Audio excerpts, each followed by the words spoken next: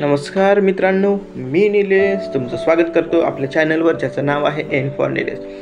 आणि कसे आहात सगळे? मजेत ना? आणि आपला नेहमीचा आपुलकीचा प्रश्न व्हिडिओ बघताय ना? आणि बघायलाच पाहिजे.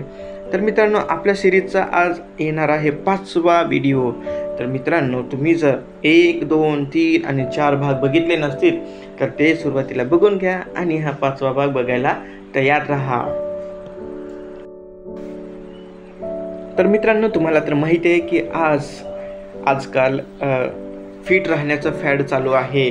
कोण झुंबा डान्स करतो, कोणी योगा क्लास जॉईन करतो, कोणी काय करतो. तर तसंच काहीसं आमच्या शेजारच्या नलिनी काकूंसोबत झालेलं आहे. तर काय झालंय ते बघूया.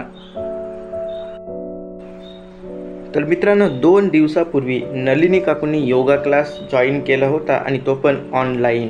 आणि तो मला आज समजला. तो कसा ते बघूया. शेजारच्या आजी सारख्या घरातून बाहेर आत बाहेर आत बाहेर आत असं करता करता बिचाऱ्या दमल्या. मला राहावे ना, मला खूप काळजी वाटली. म्हणून मी काळजीपोटी विचारलं, आजी काय प्रॉब्लेम आहे का? तुम्ही सारख्या आत बाहेर करताय.